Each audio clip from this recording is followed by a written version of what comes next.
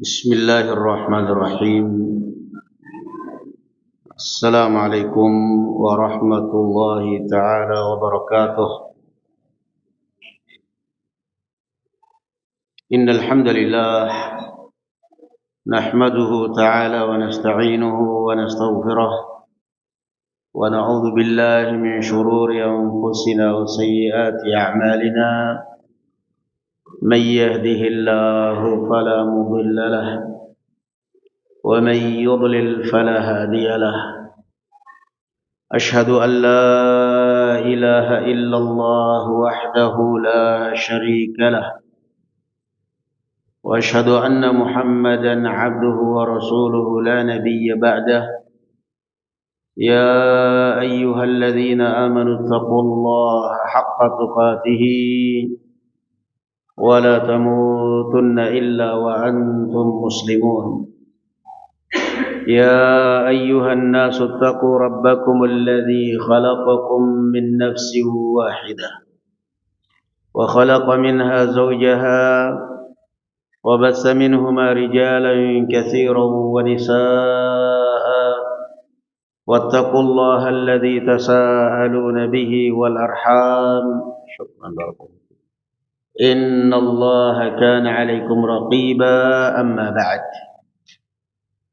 Alhamdulillah, sekarang kita masuk kepada bab hadis yang ke-130 dari ringkasan sahih Al-Imam Al-Bukhari, Al-Imam Muslim, yaitu bab man tawadda'a fa ahsana al-wudu'a. Bab orang yang berwudu dan menyempurnakan wudunya. Sebagai sekilas muqaddimah, barakallahu fikum ya ikhwan, lihat atau perhatikan doa atau zikir setelah berwudu. Apa doa atau zikirnya ya ikhwan? Pertama kali kita mulai dengan apa? Asyhadu an la ilaha illallah sampai selesai. Allahumma ja'alni minat tawwabin waj'alni minal mutatahhirin. Tajdid, pembaharuan. Artinya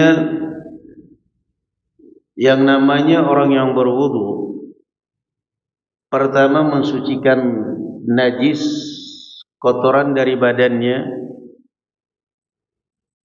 Yang kedua, menggugurkan dosa-dosa yang dilihat oleh matanya, yang didengar oleh telinganya, yang diraba oleh tangannya, yang disentuh oleh kakinya. Maka sebagai pelengkap, memperbaharui hati, memperbaharui syahadat dengan ucapan setelah berwudu, asyhadu an la ilaha illallah. Jadi itulah contoh koneksi ibadah.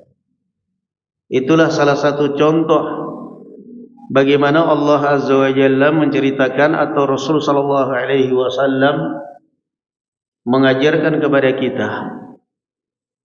Sekali lagi saya ulangi, di dalam wudu itu mensucikan badan kita dari kotoran, dari najis. Kemudian itu pada saat kita berwudu. Setelah kita berwudu, dengan keringnya atau menetesnya air wudu kita, berguguran dosa-dosa bersamaan dengan tetesan air wudu.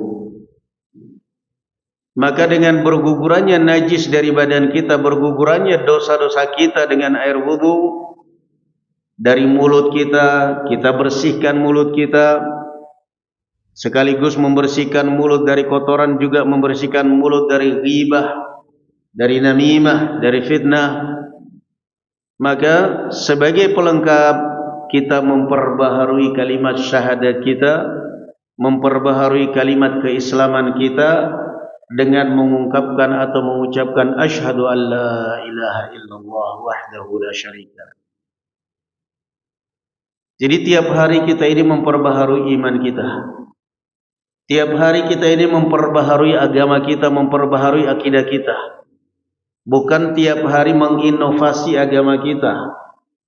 Tiap hari memperbaharui syahadat kita di dalam setiap wudu. Minimal kalau kita 5 kali wudu dalam sehari semalam, 5 kali pula kita perbaharui kalimat syahadat kita. Sehingga benar-benar kita yang diinginkan oleh Allah Azza wa Jalla di dalam Al-Quranul Karim, udkhulu fis silmi kaffah, masuklah atau berislamlah kalian secara kaffah, itu akan tercapai. Qala al-Imam Muslim rahimahullahu ta'ala kama fi mukhtasar sahihihi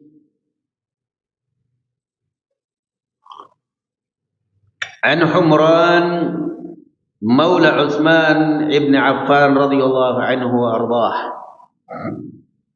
anna Uthman ibn Affan, bahwasanya Uthman ibn Affan.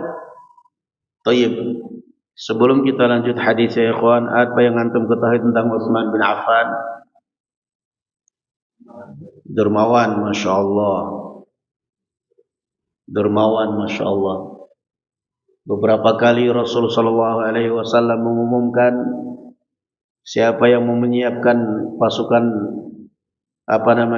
Jaisul Usrah falahul jannah.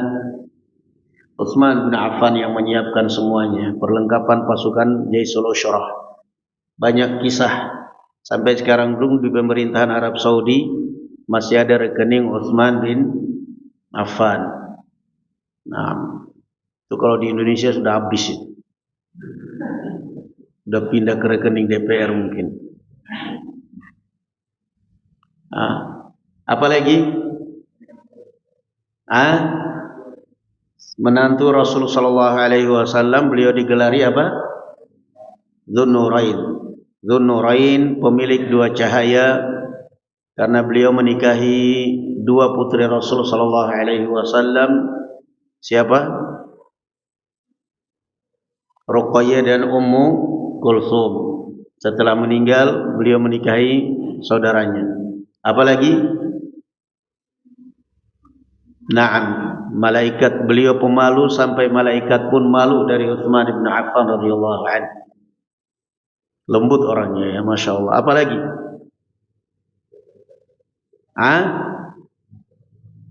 Khalifat Rasulullah, Khulafaur Rasyidun. Naam. Apa lagi?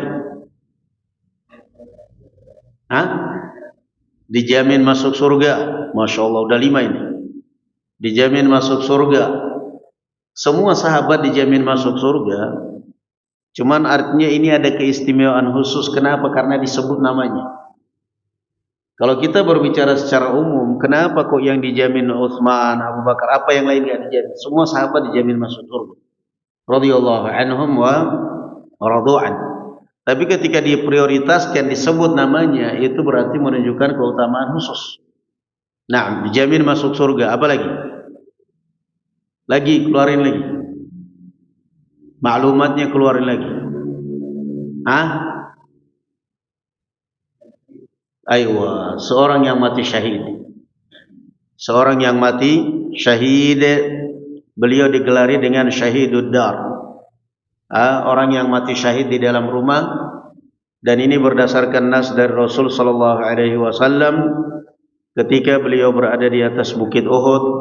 Rasulullah ditemani oleh Abu Bakar, Umar dan Utsman. Bukit Uhud pun bergetar. Beliau menghentakkan kakinya dan mengatakan, "Utsbut Uhud, ma 'alaika illa nabiyyun wa siddiq wa syahidan." Kokoh, tenanglah engkau wahai Uhud, yang di atasmu ini adalah nabi, siddiq, dan 2 orang yang mati syahid. Naam. Cukup? Apa ada lagi? Kalau ada yang masih ingat enggak, Bapak? Satu sahabat ini, Masya Allah ya.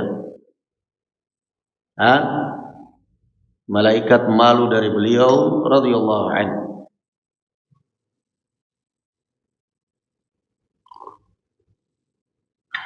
Istri beliau terakhir ketika beliau dibunuh di dalam rumah oleh kaum Khawarij, Nailah, berusaha melindungi pun kena pisaunya kaum Khawarij. Beliau dibunuh bukan dibunuh oleh orang kafir, dibunuh oleh kaum muslimin Khawarij,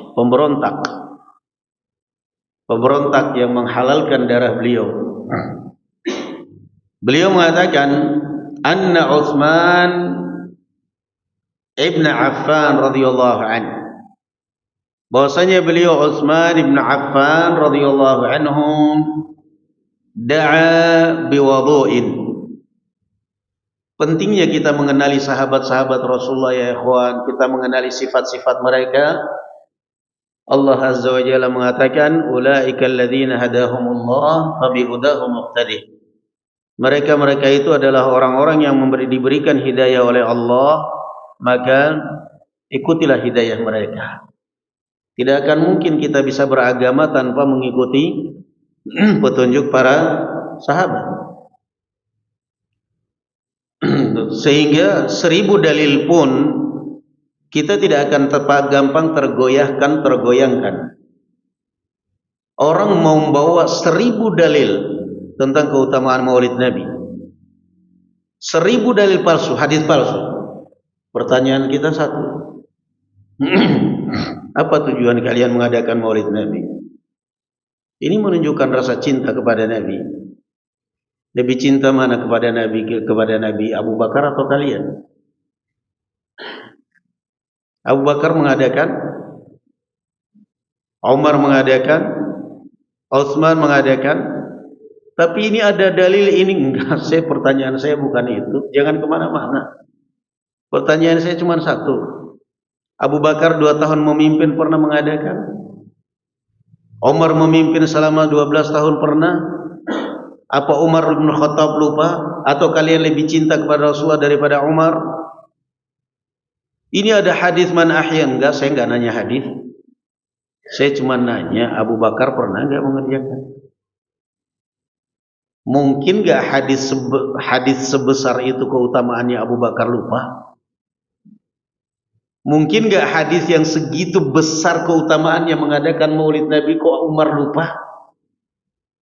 Kok para sahabat lupa sampai enggak mengingatkan Umar? Udah itu aja, enggak usah kemana-mana. Enggak usah pakai tapi-tapi, enggak usah pakai ini dalam kitab, ini dalam kitab itu. Saya enggak nanya kitab. Saya nanya Abu Bakar pernah enggak? Umar pernah enggak? Yang ada muncul pertama kali siapa yang pertama kali memunculkan itu? Kaum Syiah. Sudah selesai. Makanya barakallahu fikum, hafali jejak para sahabat. Hafal jejak para sahabat. Akan kuat. Ulaikal ladzina hadahumullah fabihudahum muqtadi. Kamu kalau menghafal sejarah itu, kamu menghafal sejarah-sejarah Islam, perjalanan dakwah Rasul sallallahu alaihi wasallam, kamu akan kuat hujahnya. Kamu akan kuat.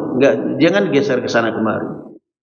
Mungkinkah hadis-hadis yang segitu banyak yang kamu baca di khutbah Jumat, man ahya lailatal maulid, ini itu semuanya, mungkin enggak hadis-hadis sebanyak itu Abu Bakar enggak hafal? Hebat, kamu lebih hafal kamu dari Abu Bakar. Abu Bakar aja enggak hafal itu hadis.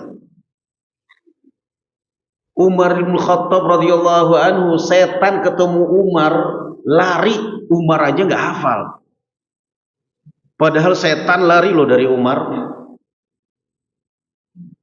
Hebat kamu. Ya, enggak usah ini kata ustadz itu, saya enggak nanya itu. Hadismu itu Masya Allah, hafalan kamu luar biasa, ngalang-ngalain Abu Hurairah, ngalang-ngalain Abu Bakar. Khutbah Jumat orang cuma itu tok, hadis palsu semua isinya tentang maulid. Pertanyaan kita cuma satu, hebat hafalan kamu, ngalang-ngalain hafalan Abu Bakar.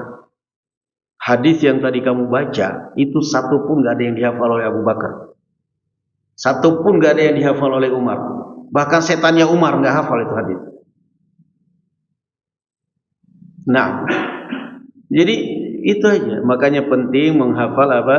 Sejarah. As-siratu jundun min junudillah. Sirah atau sejarah itu adalah salah satu tentara dari tentara-tentara Allah Subhanahu wa taala. Tentara dari tentara-tentara Allah Subhanahu wa taala. Ya. Saya kasih contoh.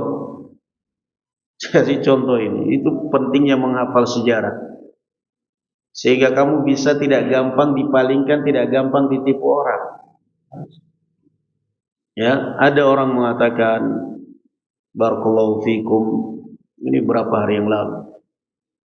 Ya, cerita dia nggak tahu kok bisa berpaling ke arahnya ke pemerintah, ke Arab Saudi.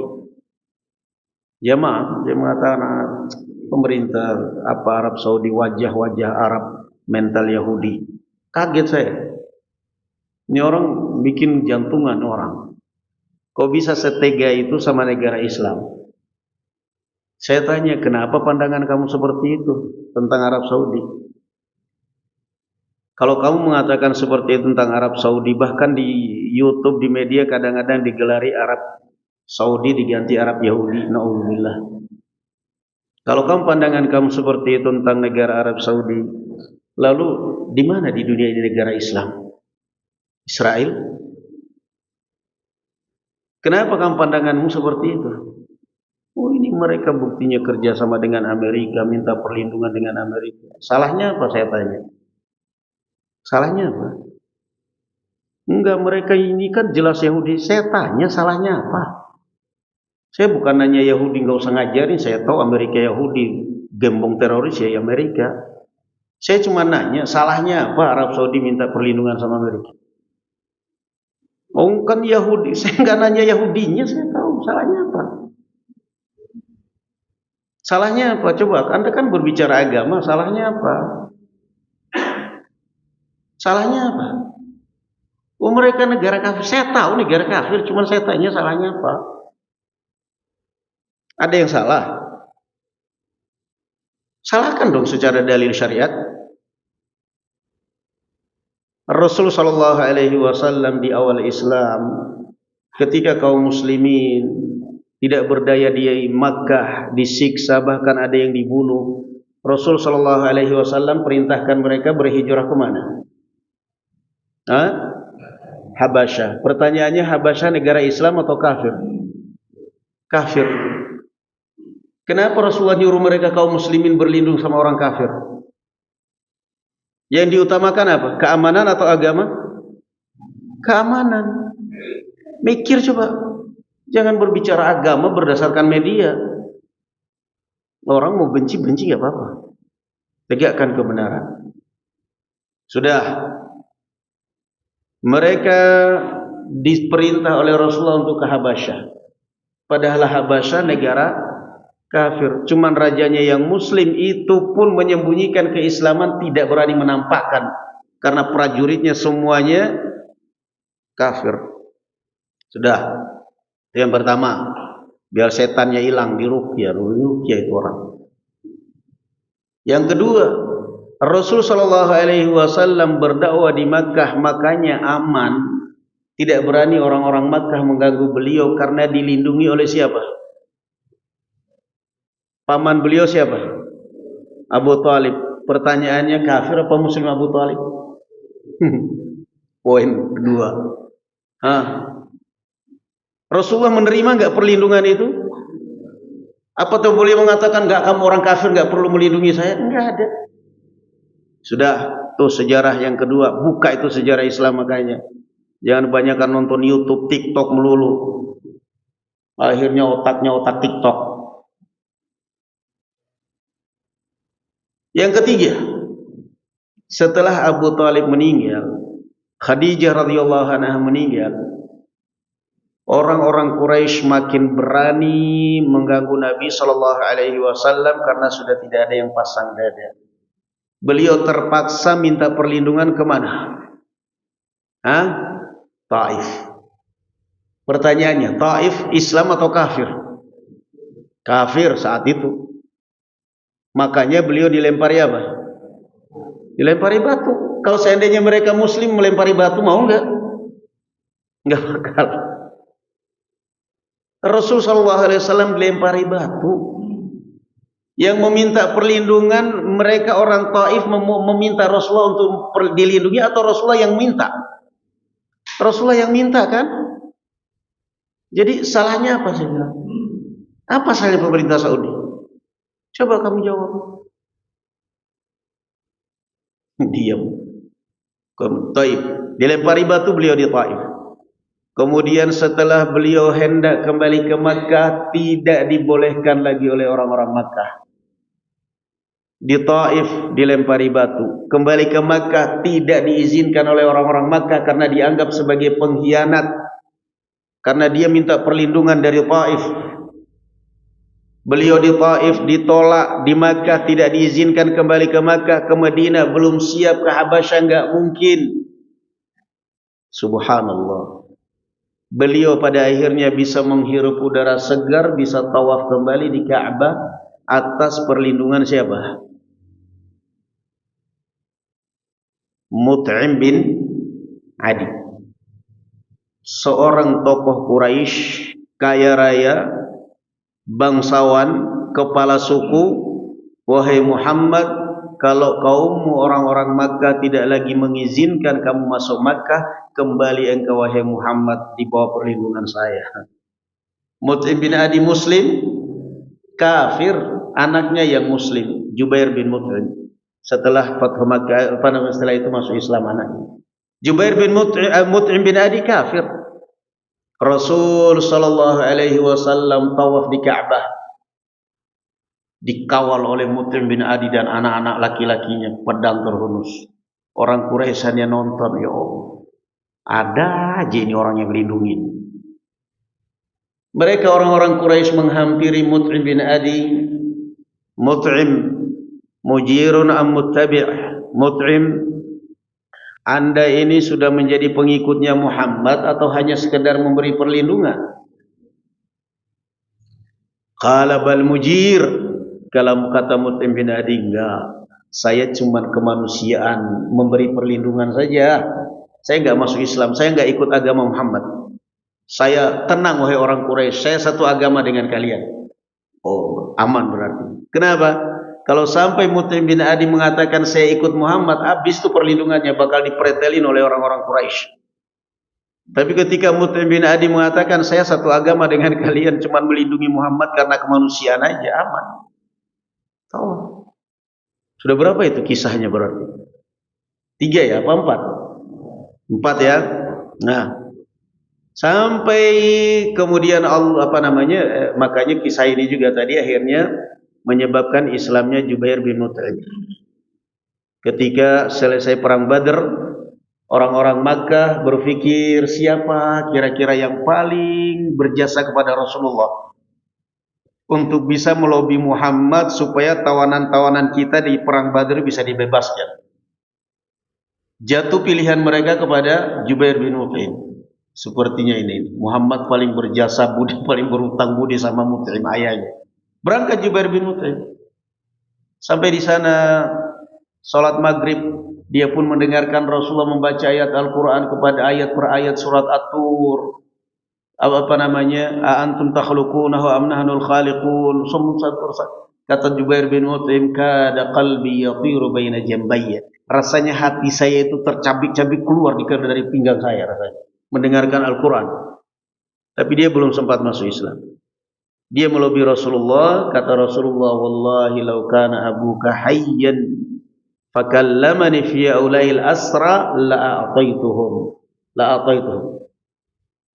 atau la a'taituhum iyah. Demi Allah wahai Jubair, kalau seandainya ayahmu masih hidup lalu kemudian diutus oleh orang Quraisy datang untuk melobi saya supaya saya bebaskan tawanan-tawanan ini, saya akan bebaskan cuma-cuma, hutang budi. Kemudian setelah Rasul sallallahu alaihi wasallam tidak nyaman di Makkah, beliau hijrah ke Madinah. Apa yang beliau lakukan pertama kali? Setelah mempersaudarakan kaum Muhajirin dan Ansar, apa? Masya Allah, beliau mengajak Yahudi, Bani Qainuqa, Bani Quraidah, Bani Nadir di Madinah untuk berdamai. perjanjian damai. Hitam di atas putih ditulis perjanjian damai. Berdamai dengan Yahudi. Ketika kaum muslimin lemah, apa salahnya? Saya tanya, masih mau bicara seperti itu? Diam. Terserah kamu. Makanya hati-hati dari fitnah.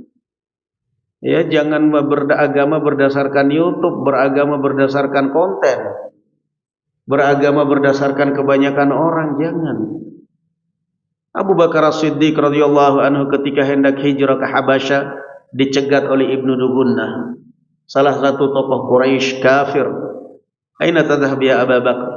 Kemana engkau pergi wahai Abu Bakar? Saya ingin ke Habasyah. Kalian sudah tidak membiarkan kami mengamalkan menjalankan agama kami di Makkah, maka kami akan pindah. Kembali ke engkau wahai Abu Bakar ke Makkah, kamu di bawah perlindungan saya. Kafir Ibnu Dugunnah. Jadi apa sekarang salahnya? Salahnya karena beragama berdasarkan konten ini, orang-orang seperti ini. Hanya bisanya mengkritik tapi nggak bisa koreksi diri. Mengkritik pemerintah, bahkan pemerintah Arab Saudi, sementara keluarganya sendiri kadang-kadang nggak benar, nggak bisa ngurusin. Nah, itu sebagai contoh pentingnya memahami apa? Sejarah. Pentingnya memahami sejarah Islam. Karena itu adalah salah satu jundullah. Enggak perlu berdalil.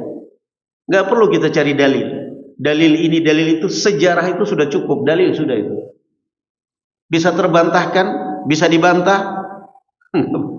Ada yang bisa bantah? Enggak bakal. Kamu bantah, coba bantah. Ya ada. Tapi ketika Rasul Shallallahu Alaihi Wasallam sudah memiliki kekuatan, sudah mulai Islam berkuasa, sudah mulai Islam berjaya, beliau sallallahu alaihi wasallam berwasiat, akhriju al-yahuda min jaziratil Arab. Keluarkan orang-orang Yahudi dari negara Arab. La tajtami fi jaziratil Arab bina. Ketika kuat enggak ada masalah, enggak boleh. Tapi ketika lemah, dan kaum muslimin dimanapun di dunia ini lemah sekarang, termasuk di Indonesia, termasuk di Arab. Kenapa?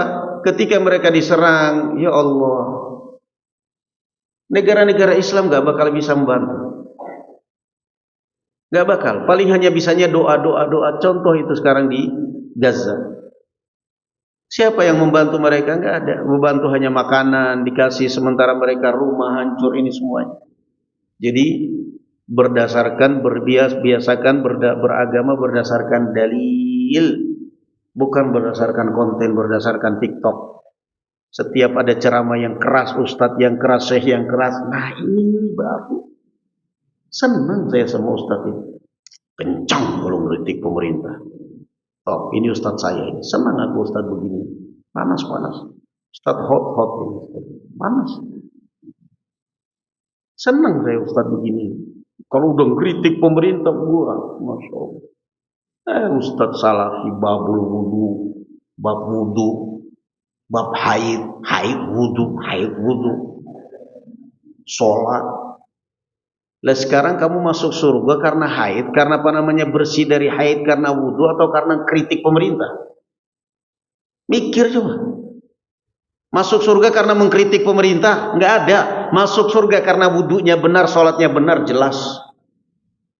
Cara membersihkan darah haid benar, tata caranya masuk surga. Nah, itu kan mulut-mulut yang kadang-kadang mulut receh itu. Ya. Kalau udah ada penceramah di YouTube, di TikTok, langsung di-download, langsung dibagi, kirim. Wah, ini baru ustaz.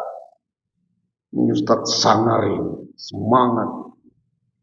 Sampai sorbannya lepas kalau udah bicara. Apa gunanya kayak gitu? Dan yang aneh, kadang-kadang yang sudah ngaji pun juga terbawa. Walaupun di sini alhamdulillah nggak ada sekarang. Karena lagi dengarin. Jangan ya ikhwan, beragama itu berdasarkan dalil. Baca sejarah, apa yang kita lihat sudah itu pegang. Nah, Utsman bin Affan radhiyallahu anhu mengatakan, Humran Maula Utsman, beliau mengatakan, anna Utsman bin Affan da'a biwudu'in. bahwasanya Utsman bin Affan radhiyallahu anhu minta air wudu, air wudu. Nah, setelah bicara tadi sangar, kembali ke wudu lagi kita. Kenapa? Udah itu aja materinya kita. Enggak usah terpengaruh orang mau mengkritik kita. Sekarang orang yang seperti itu saya tanya kamu, apa bedanya wudu dengan wudu? Enggak tahu, makanya belajar. Wudu, air wudu. Apa berwudu? Wudu, air wudu. Wudu dengan wudu. Nah, Taib, orang kalau lagi pembahasannya haid. Saya tanya kamu, apa arti haid? Kamu udah punya istri kan? Tiap bulan istrimu haid. Saya tanya, apa arti haid? Haid ya keluar darah, enggak. Keluar darah orang dibunuh berarti haid dong. Haid itu ya keluar darah dari perempuan, keluar darah, terus kalau misalnya jatuh terus keluar darah itu haid. Terus kalau nikah hubungan keluar darah berarti haid. Terus melahirkan enggak, coba definisinya. Nah, makanya mulutnya jangan sosok merendahkan Islam. Haid dari kalimat hadha yahidu haydan yang maknanya adalah mengalir. Secara bahasa seperti itu. Da'a biwudu'in fatawadda'a, lalu beliau berwudu. Ini menunjukkan bolehnya mengajarkan ilmu dengan praktek. Dengan apa? Praktek. Apa istilahnya dalam ilmu sekarang ini? Praktek itu apa? Mengajarkan ilmu dengan praktek apa? Visual bukan? Tutorial. Ya, tutorial, iya, tapi karena ada bahasa khususnya itu kalau tidak salah itu dalam speaking itu apa namanya? Kalau saya tidak salah visual itu. Artinya mempraktekkan, mencontohkan, termasuk kadang-kadang gerakan tangan. Nah, qala faghasala kaffaihi 3 marrat. Lalu beliau mencuci kedua tangan 3 kali. Ini salah satu praktek wudunya Rasulullah. 3 kali mencuci tangan. 3 marrat. Summa madmada wastanshara. Kemudian beliau madmada wastanshar. Ya. Apa itu madmada ya ikhwan? Jadi kalau orang-orang merendahkan tadi wudu lagi, tanya aja apa makna madmada. Al-madmada di dalam berwudu maknanya apa ya ikhwan? Idkhalul ma' fil fam thumma tahriquhu. Memasukkan air ke dalam mulut kemudian menggerakkannya, thumma mabjuh, dan memuntahkannya, mengeluarkannya. Itu makna madmadah. Jadi coba fahami redaksi hadis. Thumma tamadmada atau thumma madmada. Kemudian beliau berkumur. Sementara yang banyak dipraktikkan masyarakat kita ini kalau berwudu ngambil air mulutnya dikeplak-keplak 3 kali. Gitu doang. Anda ini belajar bahasa Arab tidak? Belajar. Kiai Anda, guru Anda belajar bahasa Arab, belajar.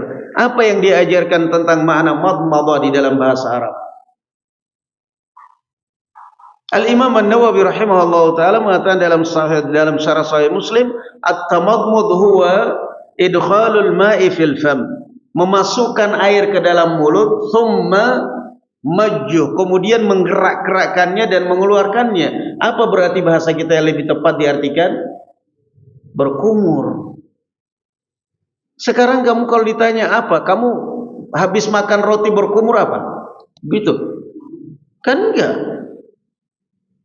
Subhanallah, makanya pantas banyak orang yang sholat tapi banyak juga sandal hilang. Sholat padahal tapi pulang-pulang dari rumah bawa sandal jepit, pulang bawa sandal kulit. Kenapa? Sholatnya nggak ada. Dari wudunya sudah nggak teratur. Summa madmada wastanshara. Apa itu istinshar? Istinshar adalah kebalikan dari istinsyaq.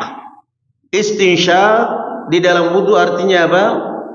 Ja'alul ma'i fil anf thumma jazbuhu jazban shadidan thumma nashruhu. Istinsyaq di dalam wudu artinya memasukkan air ke dalam lubang hidung dan menyerapnya, menyedotnya sampai terasa di dalam rongga hidung, kemudian istinsyar, menyemprotkannya keluar. Antum praktekkan wudu seperti ini, insya Allah nggak gampang flu antum. Karena ada orang yang kadang-kadang apa istilahnya, istilah dalam bahasa Arab itu hassasi ya, istilah kita apa yang hidungnya gampang sekali gatal gitu. Sinus. Nah, pokoknya sujud ada debu dikit, gitu melulu. Hidungnya dikit-dikit, gitu melulu. Coba praktekkan cara wudhu seperti ini. Antum pada saat berkumur ambil air di tangan yang banyak airnya, sebagian masuk ke mulut untuk berkumur, sebagian masuk ke hidung. Yang dikumur, yang di mulut antum barakallahu fikum kumur, yang di hidung sedot. Itu biasanya kalau nggak terbiasa itu kepala perih itu, kayak mau pecah itu. Habis itu suaranya bindeng kalau nggak terbiasa. Tapi antum coba rasakan bersih itu hidungnya. Antum kalau gurah itu kan perih kan, dimasukkan obat itu orang kalau jantungan mungkin mati karena perihnya, ketahan napasnya sedikit. Habis itu antum tengkurap keluar itu tepung kanjinya itu keluar. Tapi apa bersih? Enggak juga, enggak bersih juga kan. Nanti artinya kan nanti di beberapa saat dia kembali lagi. Na'am barakallahu fikum, dia beberapa saat nanti kembali lagi itu. Tapi coba perbiasakan seperti itu. Rasulullah sallallahu alaihi wa ala alihi wasallam mengatakan, "Wa baligh fil istinsyaq illa an takuna sha'ima." Rasulullah sallallahu alaihi wa ala alihi wasallam mengatakan, "Wa baligh fil istinsyaq." Dan bersungguh-sungguhlah engkau ketika istinsyaq, yakni berwudu, ketika masukkan air ke hidung, sedot itu. Kemudian kecuali kalau kamu sedang puasa. Kalau kamu sedang puasa jangan, karena itu akan masuk ke kerongkongan. Praktekkan itu. Biidznillah ta'ala itu akan sangat membantu kesehatan. Ya, bismillah, praktekkan. Wudu, sedot, kemudian semprotkan, keluarkan. Illa an takuna sha'iman. Kata Rasul sallallahu alaihi wa ala alihi wasallam, Waalaikumsalam warahmatullahi wabarakatuh. Tafadhal ya Syekh. Illa an takuna sha'ima, kecuali kalau kamu sedang berpuasa. Faham ini semua? Apa tadi pembahasan kita ya kawan? Wudunya Rasul, thumma tamadmada wastansyara. Istinsyar ikhrajul ma' min al-anf. Semprotkan. Sekarang kita kembali, apa yang terjadi biasanya praktiknya kebanyakan orang berwudu apa? Hidung cuma dikeplak-keplak 3 kali. Belajar dari mana gitu loh tata cara wudu seperti itu? Syekhnya siapa, gurunya siapa, siapa yang ngajarin? Belajar tata cara wudu seperti itu. Naam. Sedangkan hannasul hadis thumma stanshaqa wastanshara. Itu yang pertama. Dan ini belum wajibnya. Kemudian thumma ghasala wajhahu 3 marrat. Setelah beliau cuci tangan, berkumur, istinsyar, dan ini sunnah, ini baru mulai kepada wajibatul wudu, fardul wudu, fardu-fardunya wudu. Apa itu mencuci wajah? Mana batasan wajah? Ma tahsulu bihil muwajahah. Apa yang terlihat di hadapan orang pada saat kamu berhadapan, itulah wajah. Leher enggak termasuk. Leher enggak termasuk wajah. Karena pada saat kita berhadapan orang udah enggak kelihatan itu lehernya, apalagi kalau ada jenggotnya. Nah, ma tahsulu bihindal muwajahah. Itulah wajah. Mencuci wajah berapa kali ya ikhwan? 3 kali. Jangan mencuci wajah cuma hidungnya doang. Yang dia syariatkan apa? Wajah. Abdullah bin Umar radhiyallahu anhu kalau berwudu beliau baru sampai memasukkan air ke dalam lubang mata, ke dalam matanya, dan itu tidak ada sunnahnya. Summa ghassala wajhahu 3 marrat. 3 kali. Hayakallah ya Syekh, fadhal. Allah yuzakik khair. Allah yabarik fik. Tayyib. Thumma ghassala wajhahu 3 marrat. Berapa kali? Dan ini adalah yang paling sempurna. Ini adalah wudu yang paling sempurna. Naam, 3 marrat. 3 kali, 3 kali. Kecuali apa? Kepala 1 kali. Rasul mengusap kepala, membasuh kepala 1 kali. Rasul sallallahu alaihi wasallam pernah berwudu 3 kali 3 kali, 2 kali 2 kali, 1 kali 1 kali, atau kadang dicampur, sebagian 2 kali, sebagian 1 kali. Naam. Summa tayyib ghasala yadahu al-yumna ila al-mirfaq 3 marrat. Kemudian beliau mencuci tangan kanan sampai siku 3 kali. Faghsilu wujuhakum wa aydiyakum ilal marafiq. Ila al-marafiq. Batasannya sampai mana? Sampai siku. Al-marafiq, mirfaq, ma yatarafaq bihi al-insan. Hadha huwa al-mirfaq. Apa bahasa itu? Dinamakan dalam bahasa Arab mirfaq, siku karena untuk bertumpu. Ma yartafiq bihi al-insan. Mirfaq. Ilal marafiq. Hadis yang pernah kita lewat sebelumnya, hadis Abu Hurairah apa? Beliau kalau berwudu sampai ke lengan dengan dalil man arada minkum an yutila man istata'a minkum an yutila ghurratahu fal yaf'al. Namun itu adalah kemarin kita lewati bahwa hadis apa? Tambahan dari siapa? Abu Hurairah radhiyallahu anhu ardah atau mudraj? Naam, hadis tambahan atau mudraj dari Abu Hurairah radhiyallahu anhu ardah, dan jelas menyelisihi Al-Quran. Yang syar'i adalah ilal marafiq, tanpa merendahkan derajat beliau radhiyallahu anhu ardah. Tayyib, thumma masaha ra'sah. Kemudian beliau thumma ghassala yadahu al-yusra mithla dhalik. Kemudian Utsman bin Affan radhiyallahu anhu beliau mencuci tangan kiri juga sama sampai siku. Naam. Subhanallah ya ikhwan, inilah tertibul wudu. Selalu mendahulukan apa? Mendahulukan apa? Takdimul iman. Selalu mendahulukan kanan. Dan ini juga menunjukkan barakallahu fikum ya ikhwan, keutamaan mengambil memberi selalu dengan tangan kanan. Termasuk alamat ahlul jannah adalah menerima catatan amalan dengan tangan kanan. Ashabul yamin, ma ashabul yamin.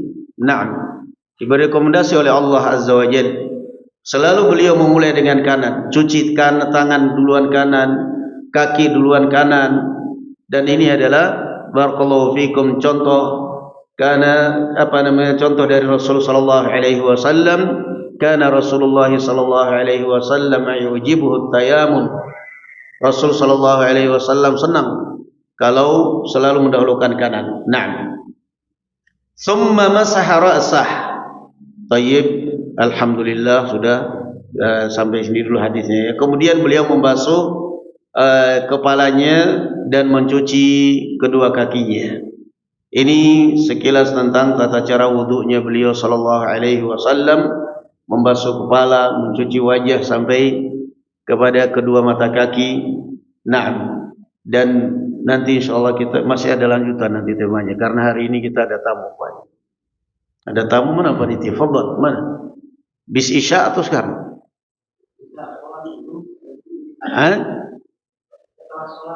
Ini sudah masuk azan belum?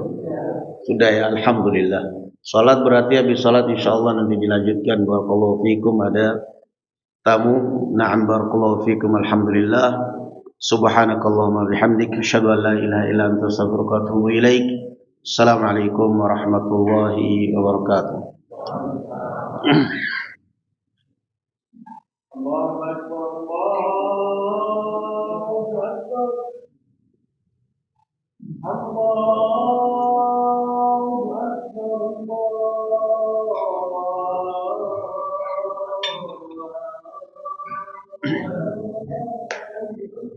Allah.